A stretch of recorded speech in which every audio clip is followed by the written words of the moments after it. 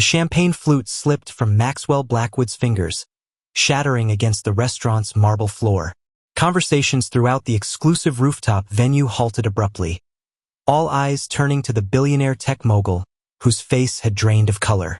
In the sudden silence, Eliza Carter, dressed in the restaurant's standard black uniform, her dark hair pulled back in a practical ponytail, leaned slightly closer to him and whispered once more, "The contract is rigged. Check clause 27B. Maxwell's security detail moved toward him with practiced efficiency, but he waved them off with a trembling hand. His dinner companions, board members and potential investors, exchanged uncertain glances as Eliza straightened up, resuming her professional demeanor. "Is everything all right, Mr. Blackwood?" asked Victoria Reeves, the venture capitalist whose signature would secure the merger that would make Blackwood Technologies the most valuable company in Silicon Valley. Her voice was honey-sweet, but her eyes were calculating, sliding from Maxwell to Eliza with undisguised suspicion. Yes, of course," Maxwell managed, brushing invisible dust from his immaculate suit. "Just a moment. Just clumsy of me." He forced a smile that didn't reach his eyes. "Would you excuse me for just a moment?" Without waiting for an answer, he stood, his chair scraping against the floor with an unpleasant screech. He gestured subtly to Eliza, who had begun cleaning up the broken glass, and she followed him toward the kitchen. Behind the swinging doors, away from prying eyes, Maxwell grabbed Eliza's arm, his fingers digging into her flesh. "Who the hell are you?" he hissed, his breath hot against her face. "And what do you know about Clause 27B? Eliza didn't flinch. She met his gaze steadily, something unreadable in her deep brown eyes. "I'm just a waitress, Mr. Blackwood," she said quietly. A waitress who overheard something she shouldn't have. Outside the kitchen, the panoramic windows of the Apex offered a breathtaking view of San Francisco at night, the city lights twinkling beneath a blanket of fog that had begun rolling in from the bay. The restaurant occupied the entire top floor of the Blackwood Tower, a gleaming monument to Maxwell's success, to his vision, to his supposed genius. It was a place where the powerful made deals over 7-course meals, where a single dinner reservation could cost more than what Eliza earned in a month. Eliza had been working at the Apex for 3 years now, invisible to the wealthy patrons she served, nothing more than a pair of hands that delivered food and cleared plates. But she watched, she listened, and for the past 6 months, she had been compiling information, piecing together the fragments of conversations, the careless comments, the arrogant boasts that the elite let slip when they thought no one important was listening. "Start talking," Maxwell demanded, releasing her arm but blocking her path to the door. "Now." Eliza glanced at the kitchen staff bustling around them, pretending not to notice the confrontation. Chef Antoine caught her eye briefly, a question in his gaze, but she gave him a small nod to indicate she was all right. The French chef had taken her under his wing when she first started, protecting her from the more predatory managers and customers. He would intervene if she needed help. "The merger with Reeves isn't what you think," Eliza said, keeping her voice low. "Victoria Reeves has been working with someone inside your company. The language in Clause 27B has been altered from the original draft. Once you sign, she'll have controlling interest in Blackwood Technologies' neural interface patents." Maxwell stared at her, his perfectly composed facade cracking further. That's impossible. Our legal team has been over the contract a dozen times." "Has James Harper been leading the legal review?" Eliza asked. Maxwell's silence was confirmation enough. "Harper met with Reeves 3 times last month at the St. Regis Hotel. I have a friend who works there." Eliza reached into her pocket and pulled out a small flash drive. "And I have copies of the original contract draft and the current version. The differences are subtle but devastating." Maxwell's eyes fixed on the flash drive. "Why are you telling me this? What do you want?" It was the question Eliza had been preparing for since she'd made the decision to approach him tonight. What did she want? Revenge? Justice? Money? All of the above? Eliza reflected on how her life had changed since the day she stood up for what was rightfully hers. The journey from respected neural interface innovator to waitress had been painful, but she was determined to reclaim her legacy. "I want what's mine," Eliza said simply. "Recognition, compensation, my life back."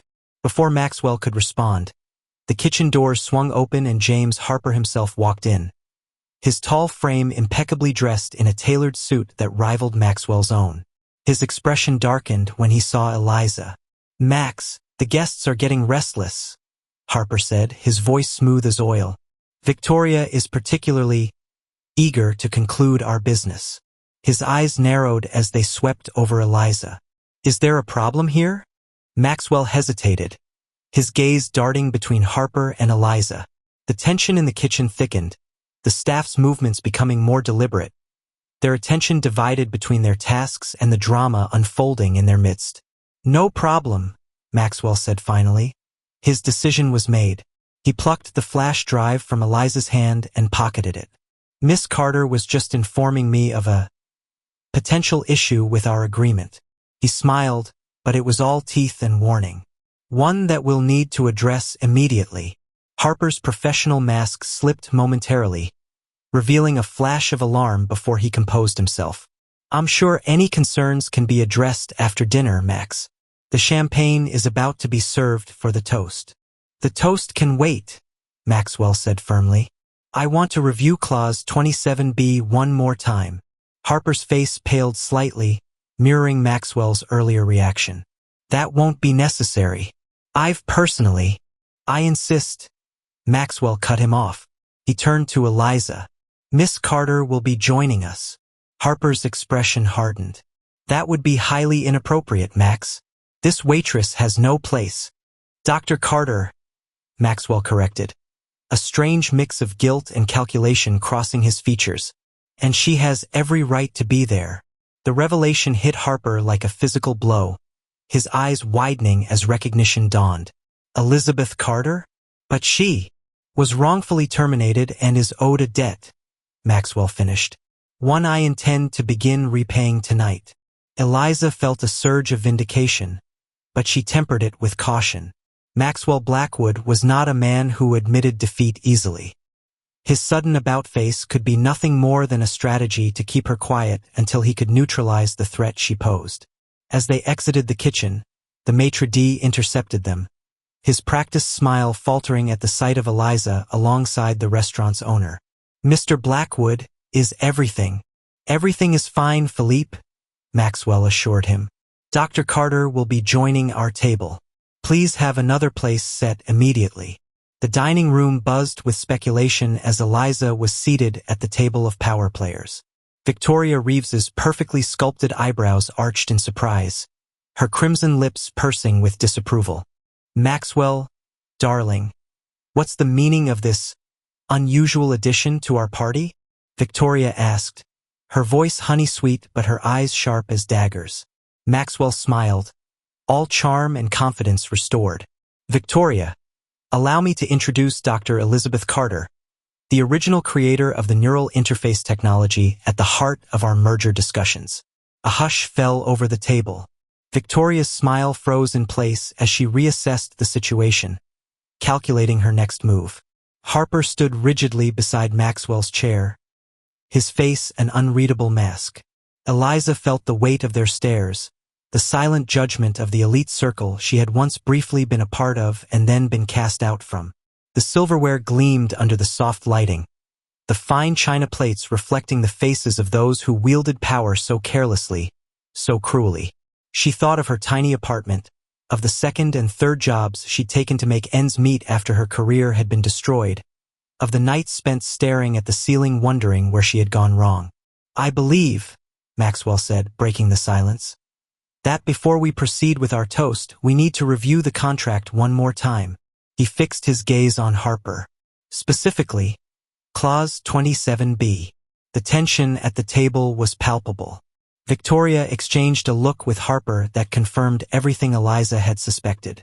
The betrayal ran deep, and it had nearly succeeded. As Maxwell opened his leather portfolio and extracted the contract, Eliza noticed a small, ornate wooden box sitting at the center of the table. Its intricate carvings depicted scenes of what appeared to be Greek mythology. Prometheus stealing fire from the gods.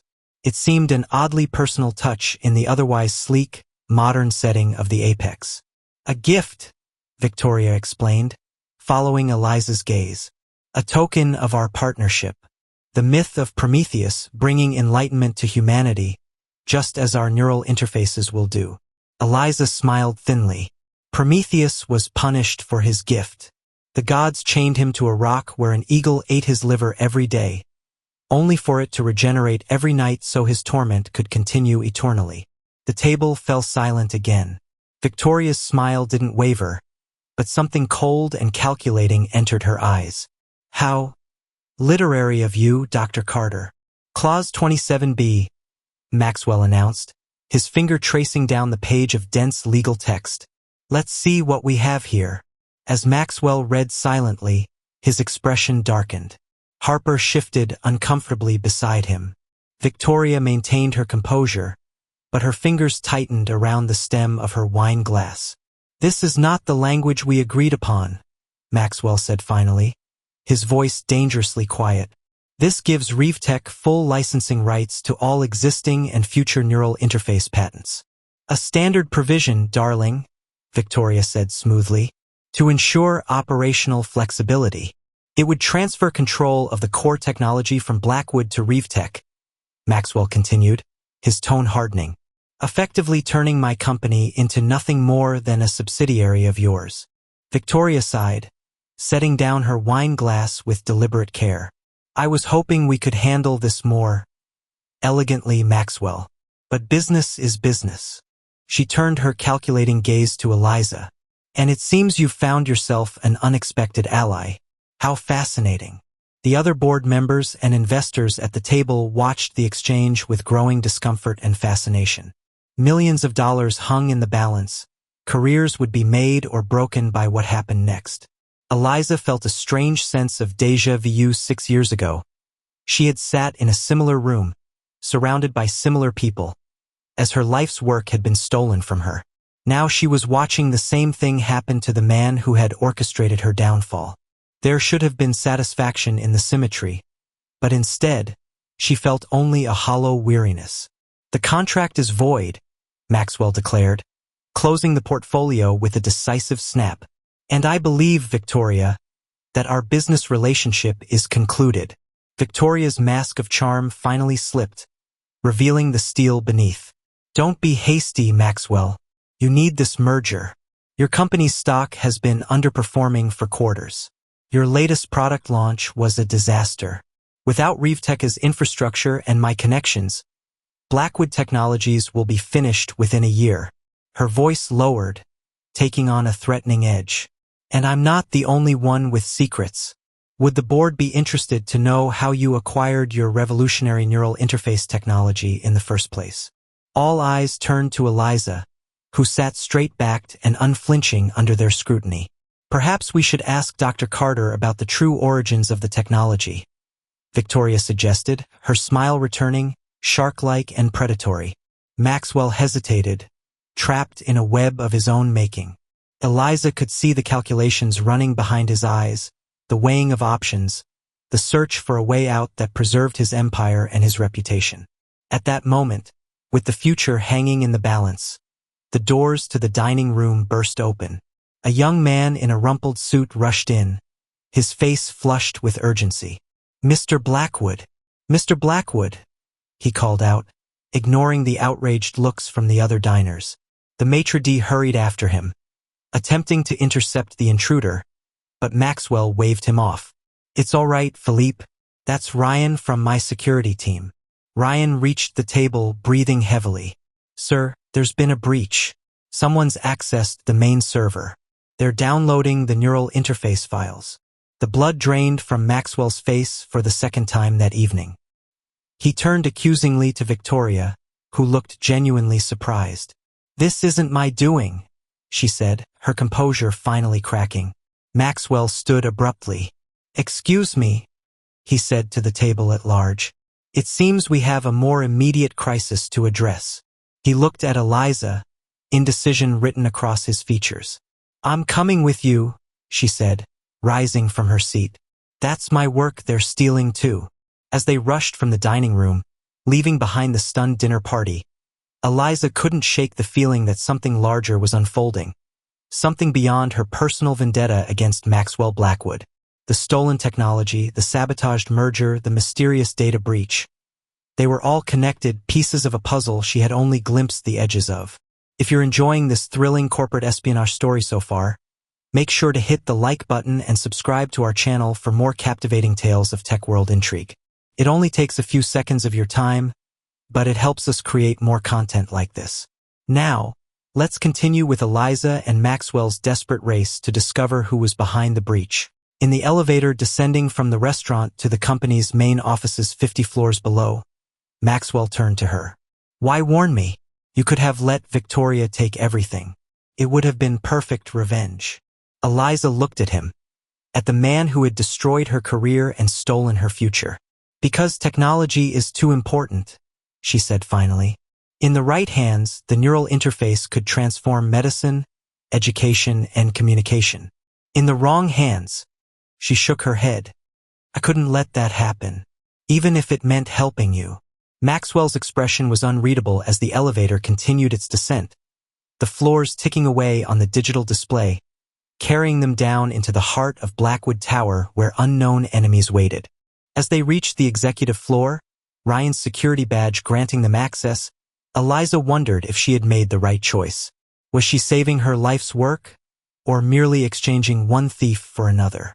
The answer, she suspected, lay somewhere in the labyrinth of Blackwood Technology servers, in the mysterious data breach, and in the identity of whoever was desperate enough to steal the neural interface technology tonight of all nights, when the power brokers of Silicon Valley were gathered 50 floors above, and when a waitress had whispered a warning that changed everything. Eliza's apartment was a stark contrast to the opulent world of Blackwood Tower.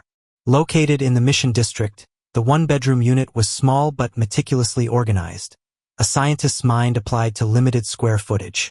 Bookshelves lined the walls, filled with medical textbooks, engineering journals, and the few personal mementos she had managed to keep when her life imploded. A single photograph stood on her bedside table. Eliza in a lab coat, her arm around an elderly man with kind eyes and a proud smile. Dr. William Carter, her father and first mentor. The morning after the confrontation at the Apex, Eliza woke before her alarm, her mind racing with the events of the previous night.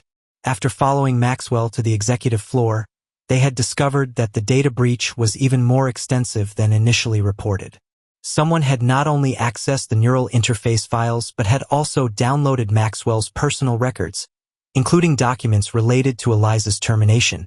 The security team had tracked the breach to an IP address in Eastern Europe, but Maxwell had been skeptical. Too obvious, he had muttered. This is a misdirection. In the end, Maxwell had done something Eliza never expected. He had asked for her help. Not demanded, not manipulated, but asked, with a humility she hadn't known he possessed. He needed her expertise to understand what had been taken and why. He had offered to reinstate her position, to acknowledge her contributions publicly, to make amends. Eliza had told him she needed time to think. Now, as she prepared for her shift at Rigoletto's, the Italian cafe where she worked mornings before heading to the Apex for dinner service, she wondered if she was making a mistake. Could she trust Maxwell Blackwood, the man who had built his fortune on her stolen ideas? The cafe was already bustling when she arrived, the morning rush of tech workers and tourists in full swing. Rigoletto's was a neighborhood institution, family-owned and fiercely independent despite the gentrification that had transformed much of the area. The owner, Marco, had hired Eliza without questions when she had desperately needed work after her termination from Blackwood Technologies. Eliza, Marco called from behind the espresso machine, his Italian accent still strong after 30 years in San Francisco. You look terrible. Bad night. Eliza managed a smile as she tied on her apron. You could say that. Marco raised an eyebrow but didn't press. That was one of the things Eliza appreciated about him. He respected boundaries. Instead, he handed her a double espresso. On the house. You'll need it for Mrs. Abernathy. She's already asked for you twice. Mrs. Abernathy was a regular, an elderly widow who came in every morning at precisely 8:15 and stayed until 10 o'clock, nursing a single cup of tea and telling stories to anyone who would listen. She had taken a particular liking to Eliza. Sure enough, the old woman waved enthusiastically from her usual corner table as Eliza emerged from behind the counter. "Elizabeth, dear, come sit with me. I've been thinking about your problem all night." Eliza approached with fond resignation. Abernathy had a tendency to adopt the problems of others, offering advice that ranged from surprisingly insightful to wildly impractical. Last week, Eliza had mentioned her struggle to afford continuing education courses, and Mrs. Abernathy had launched into an elaborate plan involving community grants and bartering services. "Good morning, Mrs. Abernathy," Eliza said, refreshing the woman's tea. "I'm afraid I can't sit just now. We're quite busy." Mrs. Abernathy waved this away. "Nonsense. Marco won't mind." She patted the chair beside her. "Just for a moment. I have something important to tell you." With a glance at Marco, who nodded indulgently, Eliza sat down. "What's on your mind?" The elderly woman leaned forward conspiratorially. "I used to be a legal secretary, for 43 years. Worked for one of the top firms in the city." This was news to Eliza. Mrs. Abernathy had told many stories about her past, but this was the first mention of legal work. "And I know how these big companies operate," she continued. "The way they treat young innovators like yourself. My late husband was an inventor, you see, had 3 patents to his name. And do you know what happened?" Eliza shook her head. "The company he worked for took everything. Not a penny in royalties. Said it was all covered in his employment contract." Mrs. Abernathy's eyes, usually warm and slightly vague, suddenly sharpened. "But what they didn't know was that Edward, that was my husband, had kept copies, documentation, proof of his work before he joined the company." A chill ran down Eliza's spine. "Mrs. Abernathy, how do you know about my situation with Blackwood Technologies?" The old woman smiled mysteriously. "Dear, when you've lived as long as I have, you learn to read between the lines. Besides, you talk in your sleep." What? When have you ever heard me sleep-talking?" Mrs. Abernathy waved the question away. "That's not important. What's important is that you need to find your proof. Evidence that the technology was yours before Blackwood got his hands on it." Eliza felt a flutter of hope, quickly suppressed. "I tried that. My personal files were on the company servers. They were all deleted after my termination." "All of them? You never kept backups? Notes?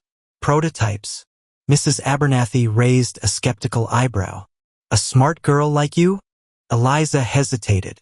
There had been something, a prototype she had developed during graduate school, before Blackwood Technologies had even approached her. She had kept it partly out of sentimentality, partly as a reminder of how far the technology had evolved. It was crude compared to the refined neural interfaces Blackwood now produced, but it proved the concept was hers originally. "Maybe," Eliza admitted, "but it's not enough to stand up in court against Blackwood's legal team." Mrs. Abernathy patted her hand. "It's a start, dear, and sometimes a start is all you need." She glanced at the clock on the wall. "Now, shouldn't you be working? Those tables won't serve themselves." With a confused smile, Eliza returned to her duties, her mind spinning. Could Mrs. Abernathy be right? Could the old prototype be enough to leverage a better deal with Maxwell? Or was she simply grasping at straws, desperate for a way to reclaim what she had lost? The morning passed in a blur of coffee orders and pastry plates. By the time her shift ended at 2 p.m., Eliza had made a decision. She would retrieve the prototype from the storage unit where she kept the remnants of her former life, and then she would call Maxwell. Not to accept his offer, not yet, but to negotiate from a position of strength. The storage facility was located in Daly City, a nondescript concrete building with rows of identical metal doors. Eliza's unit was small, the cheapest option available when she had been forced to downsize from her Palo Alto apartment to her current place in the Mission. She unlocked the padlock and rolled up the door, revealing cardboard boxes stacked neatly against the back wall.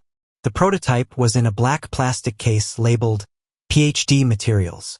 Eliza pulled it out and opened it carefully. Inside, nestled in foam, was what appeared to be a modified headset.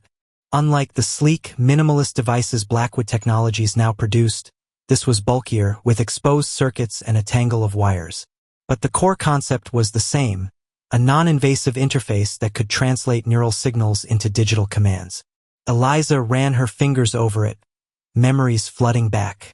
Late nights in the lab, the exhilaration of successful tests, the belief that she was creating something that would change the world. She had been so naive then, so trusting. Her phone rang, startling her. Unknown number. She hesitated before answering. Dr. Carter.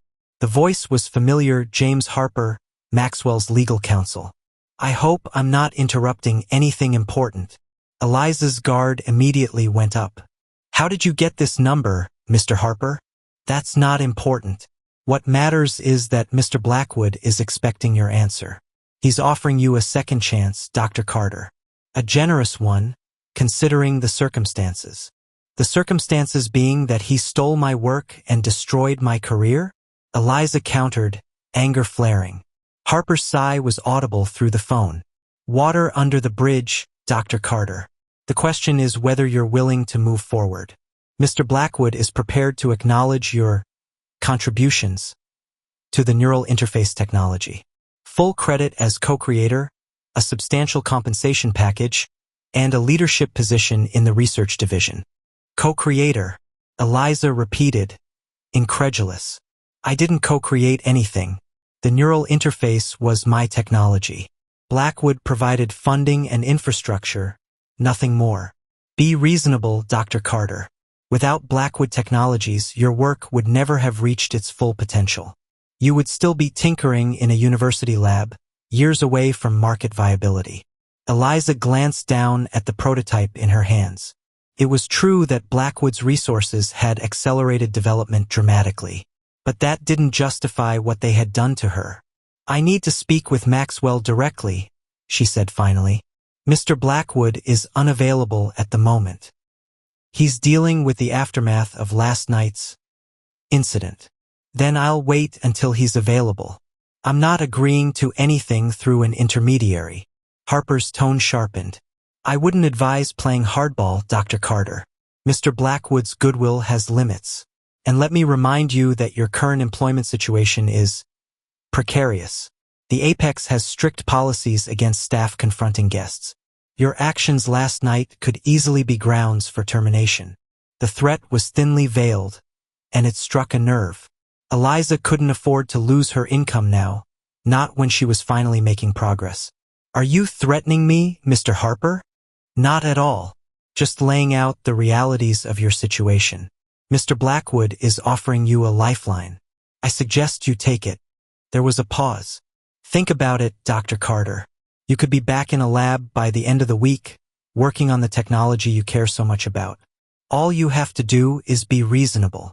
After Harper hung up, Eliza remained in the storage unit, the prototype in her lap, feeling the weight of the decision before her. Accept Maxwell's offer and return to the work she loved, even if it meant compromising on recognition, or stand her ground and risk losing what little stability she had managed to rebuild. The answer came to her not in a flash of insight but in a memory. Her father's voice, clear as if he were standing beside her. Integrity isn't what you do when the choice is easy. It's what you do when the choice costs you something. Dr. William Carter's legacy of ethical research had guided Eliza through her darkest days. He would have been proud of her standing up for herself now, even if he hadn't lived to see her fall from grace. Eliza carefully placed the prototype back in its case and took it with her. Whatever she decided, this piece of her history, her proof, would not be left behind. As she drove back to her apartment, the San Francisco skyline visible through the fog, Eliza's thoughts drifted to the other mysteries surrounding the previous night. Who had accessed Blackwood's servers during the dinner? Was it connected to Victoria Reeves's attempted takeover? And why had they taken her termination files along with the neural interface data? If you're finding this corporate conspiracy tale intriguing, please take a moment to like and subscribe to our channel. Your support only takes a second but helps us create more suspenseful stories like this one. Don't forget to hit the notification bell so you never miss our weekly uploads. Now, let's return to Eliza's dangerous journey back into Blackwood's world. She had been so focused on her personal grievance against Maxwell that she had failed to see the bigger picture. Something else was happening, something that went beyond corporate rivalry or intellectual property disputes. Her phone rang again as she parked outside her apartment building. This time, the number displayed was Maxwell's personal line. She had memorized it years ago, when she had been trying desperately to reach him after her termination. Dr. Carter. Maxwell's voice was tense, lacking its usual smooth confidence. We need to talk. In person. Today. I was planning to call you anyway, Eliza replied, striving to keep her tone neutral. I've been considering your offer. This isn't about the offer. Not directly. There was a pause, the sound of a door closing. Something's happened. The breach was worse than we thought. They didn't just take data, they left something behind. A virus, malware, something we can't identify. It's affecting the neural interface testing protocols. Eliza frowned. What kind of effects? Erratic responses. Feedback loops. Test subjects reporting unusual experiences. Maxwell lowered his voice. One of them is in the hospital. Seizures. Alarm shot through Eliza. That shouldn't be possible. The interfaces are designed with multiple safeguards. That's why I need you. No one understands the underlying architecture better than you do. There was a note in Maxwell's voice she had never heard before. Desperation. Please, Elizabeth. People could get hurt. The use of her full name, the one he had always used in the early days, before she became simply Dr. Carter, caught her off guard, as did the genuine concern in his voice. Maxwell Blackwood was many things, ruthless, ambitious, and scrupulous in business, but he had always seemed to care about the ethical implications of the technology, at least as far as user safety was concerned. Where? She asked finally. The old lab. The secure facility in Palo Alto. I'll send a car. No, Eliza said firmly. I'll drive myself. And Maxwell? This doesn't mean I'm accepting your offer. I'm doing this because people are at risk, not because I've forgiven you. Understood, he replied, and she could almost hear the nod in his voice. And Elizabeth? Be careful who you talk to. I don't know who I can trust right now. The call ended, leaving Eliza with a growing sense of foreboding. The Palo Alto facility was where she had done her most groundbreaking work, where the neural interface had evolved from a clunky prototype to an elegant, powerful technology. It was also where her career had ended, where security had escorted her from the building with her personal belongings in a cardboard box. Returning there would be like stepping back in time, reopening wounds that had barely begun to heal. But if Maxwell was right, if the technology was malfunctioning in ways that put people at risk, she had no choice. Whatever Blackwood Technologies had done to her, she couldn't let innocent test subjects suffer. Eliza quickly changed out of her cafe uniform into jeans and a sweater. She packed the prototype case into her bag, along with her notebook and a small flash drive containing copies of the files she had managed to save before her termination. As an afterthought, she added her old employee ID card. It would no longer grant her access, but it was a tangible reminder of who she had been, of what had been taken from her. As she locked her apartment, Mrs. Jenkins from across the hall emerged with her small terrier. The elderly woman eyed Eliza's bag with curiosity. Going somewhere, dear? Just for the day, Eliza assured her. Work-related. Mrs. Jenkins nodded sagely. That restaurant keeps you running, doesn't it?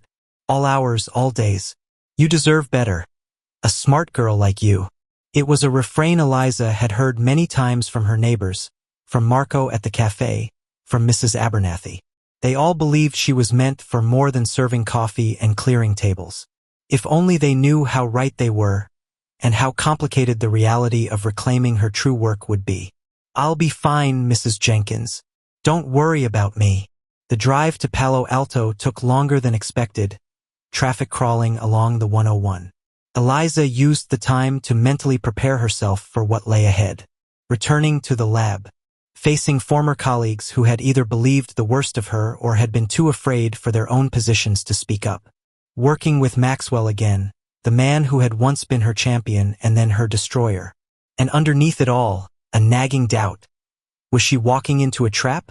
Maxwell had sounded genuinely concerned, but he was a skilled manipulator, adept at showing people exactly what they needed to see to gain their cooperation. The Palo Alto facility was set back from the road, surrounded by landscaped grounds and a discreet but effective security perimeter. From the outside, it resembled a high-end corporate campus rather than a research facility where cutting-edge neurotechnology was developed and tested. Eliza parked in the visitor section and approached the main entrance, her heart pounding. At the security desk, a guard she didn't recognize asked for identification. "Dr. Elizabeth Carter," she said, the title feeling both foreign and right on her tongue after years of disuse. "Mr. Blackwood is expecting me." The guard checked his screen and nodded. "Yes, Dr. Carter. Mr. Blackwood left instructions. You'll need a temporary badge."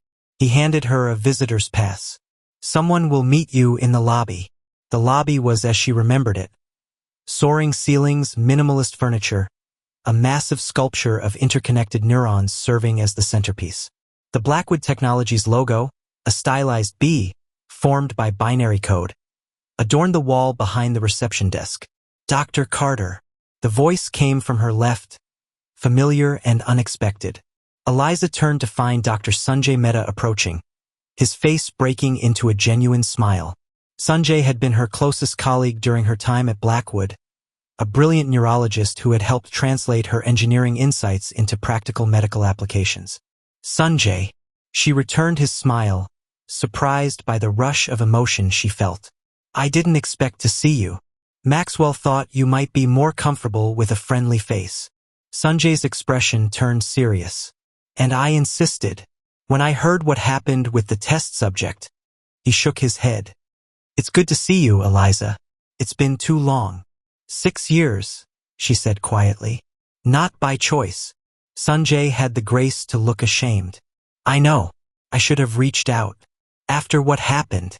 He trailed off, then squared his shoulders. "But we can talk about that later. Right now, we have a situation that needs your expertise." He led her through security checkpoints to the elevator bank, using his badge to access the restricted research floors.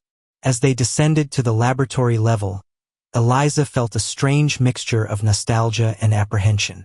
This had once been her domain, where she'd created innovations that should have changed her life for the better, not worse. "The team is waiting in conference room B," Sanjay explained as they exited the elevator. Maxwell insisted on keeping this situation contained to a small group of trusted personnel. Eliza nodded, steeling herself for what lay ahead. Whatever happened next, she was determined to protect the technology she had created, and the people who might be harmed by its misuse. The narrative follows Eliza, Elizabeth Carter, a former neural interface researcher who returns to Blackwood Technologies after being unjustly fired 6 years earlier.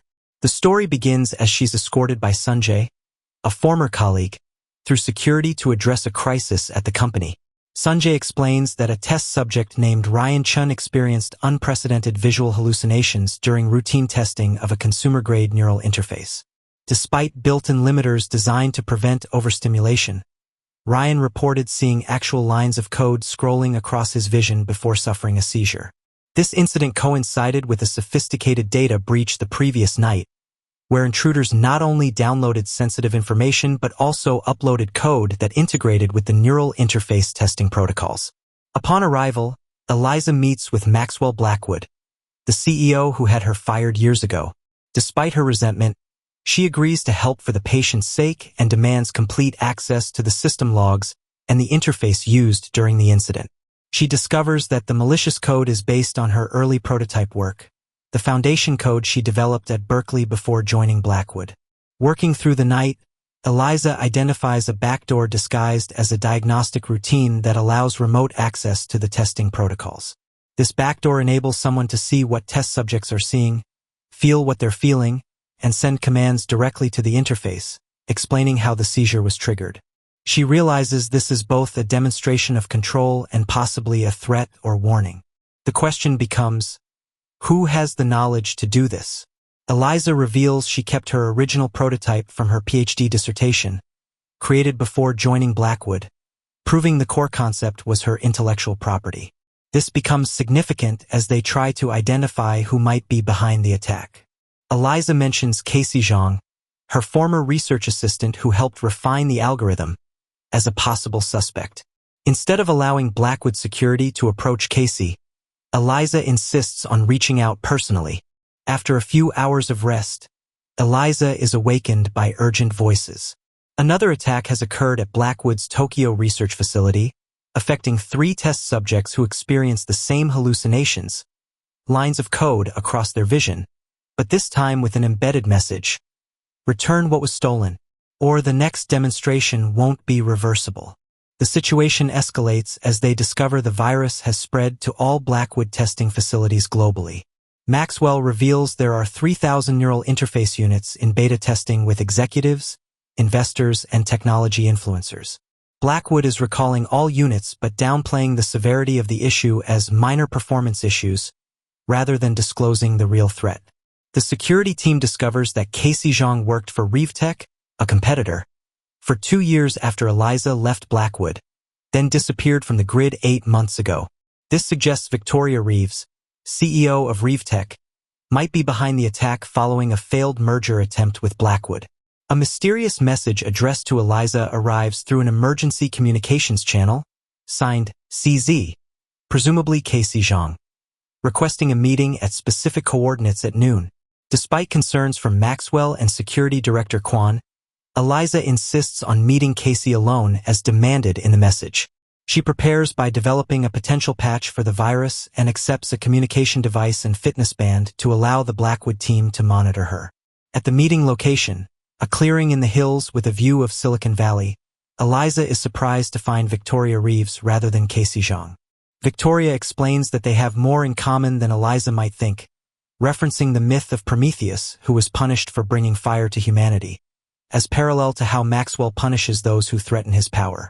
Victoria reveals that 5 years ago, Reeves was developing competing neural interface technology until Maxwell sued them for patent infringement, bankrupting their research division and blacklisting their chief engineer. A story paralleling Eliza's own experience. Victoria shows Eliza Reeves' prototype, demonstrating it was fundamentally different from Blackwood's technology and not an infringement as claimed. The true purpose of Casey's virus is revealed. It's not primarily designed to cause harm but serves as a delivery system for evidence of Maxwell's systematic intellectual property theft over the past decade. The data breach was gathering evidence of Maxwell's unethical practices against numerous innovators. Victoria wants Eliza's testimony to expose Maxwell, promising that Casey will provide the deactivation code for the virus once Maxwell is exposed. Eliza demands proof of Maxwell's actions and direct communication with Casey to verify the virus can be neutralized without risk. Casey sends an email containing hundreds of documents showing a pattern of Blackwood appropriating innovations through legal intimidation. Upon returning to Blackwood Technologies, Eliza finds security heightened and staff tense. She meets with Maxwell in his private office, confronting him with Victoria's accusations and the compelling evidence. The narrative ends as Maxwell begins to respond, suggesting that business in Silicon Valley is about controlling the narrative and protecting interests rather than true innovation. The story explores themes of intellectual property theft, corporate ethics, and justice in the tech industry. It portrays the human cost of corporate malfeasance through Eliza's destroyed career and the potential danger to neural interface users. It also examines the moral complexity of whistleblowing and revenge when both involve putting innocent people at risk. The neural interface technology itself serves as both literal and metaphorical connection between humans and computers, between past and present, and between various characters whose lives have been affected by Maxwell's unethical business practices. As the story concludes, Eliza faces a difficult ethical dilemma: expose Maxwell and potentially save users from the virus, or protect him and Blackwood Technologies, which employs thousands of innocent people and produces technology that genuinely helps others, while risking more people being harmed.